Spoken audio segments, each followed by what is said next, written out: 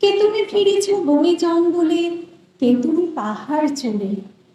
হায় ঋষি দরবেশ, বুকের মানিকে বুকে রেখে তুমি খোঁজো তারে দেশ দেশ।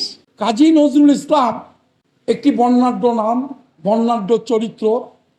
তিনি নেই কোথায়। প্রথম বিশ্বযুদ্ধ শেষ হলে তিনি ফিরে এসে 1922 সালে তিনি রচনা করেন পৃথিবীর সর্বকালের সর্বশ্রেষ্ঠ কবিতা বিদ্রোহী কবিতা। বাংলা সাহিত্যে পড়া নজরুল জানা কেন জানেন? মাত্র 15 নম্বর ছিল অনার্সে, 15 নম্বর ছিল আপনার মাস্টার্সে। নজরুলের বিদ্রোহ কবিতায় আমার কাছে বড় বেশি গুরুত্ব বহন করে না। তিনি বিদ্রোহের কথা বলেছেন, কিন্তু বিদ্রোহ সংগঠিত করতে পারেন না। বর্তমানের কবি আমি ভাই, ভবিষ্যতের নই নবী।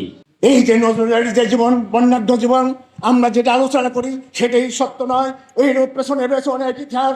আজকে আমরা নজরুলকে নিয়ে গর্ব করি। আমরা আমাদের আন্দোলন সংগ্রামে নজরুলকে আমরা প্রতীক হিসাবে প্রমাণ করতে চাই। আমরা স্বাধীনতা যুদ্ধে তাকে নিয়ে আমরা রচনা করেছি, বড় বীর বড় উন্নত মমশীর, আমরা এইভাবে আগে গেছি। কিন্তু আজকে সেই নজরুল যদি বেঁচে থাকতেন, আজকে আমাদের জীবনের জাতীয় চেতনার মানুষগুলোকে আজকে আমরা ঐক্যবদ্ধ করে একটা হিন্দু মুসলিম জাতি হিসাবে সুন্দর দেশ গড়ে করতে পারতাম। কারণ নজরুলের চিন্তা চেতনার মধ্যে ছিল সেই জিনিসগুলো। হিন্দু মুসলিম বৌদ্ধ খ্রিস্টান কাউকে তিনি আলাদা করে দেখেননি। তিনি দেখছেন ঐক্যের প্রতীক হিসাবে। এই ঐক্যের প্রতীক হিসাবে যদি একটা দেশ জাতিকে গড়ে তুলতে পারি, তাহলে আমাদের জীবন সার্থক হবে। প্রধান অতিথি এখন আমাদের মাঝে বক্তব্য রাখবেন। বক্তব্য রাখার জন্য অনুরোধ করছি বীর মুক্তিযোদ্ধা, ঢাকা দক্ষিণ সিটি কর্পোরেশনের মাননীয় প্রশাসক, আমাদের এই জিএসসি শিশু মেলার চেতনার বাতিঘর বীর মুক্তিযোদ্ধা জনাব আব্দুল সালাম ভাইকে। কবি কাজী নজরুল ইসলাম আসলে সার্বজনীন কবি। তিনি সব সময়ের কবি, সব বয়সের কবি, সব ধর্মের কবি। তিনি কোনো একক বয়সের না, একক কোনো ধর্মের না, একক কোনো সম্প্রদায়ের না। তিনি সবার, তার প্রতিটি লেখায় সেটা তিনি প্রমাণ করেছেন। তাই আজকে বিশ্ববিদ্যালয়ে পড়ালো কি পড়ালো না, এটা অবশ্যই দুঃখজনক।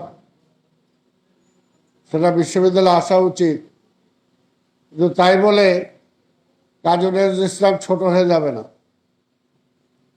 তার চর্চা থাকবে যতদিন পৃথিবী থাকবে, যতদিন অন্যায় অবিচার জুলুম থাকবে, ততদিন কাজী নজরুল ইসলাম থাকবে। তিনি তার জীবনে খুব অল্প সময় পেয়েছেন তার এই সাহিত্য চর্চার জন্য,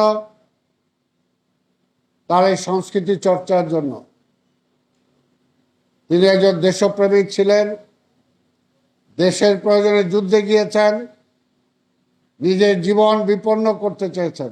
জিয়াউর রহমানের চেতনা নিয়ে, নজরুলের চেতনা নিয়ে জিয়াউর রহমান রাষ্ট্রে অনেক কাজ করেছেন।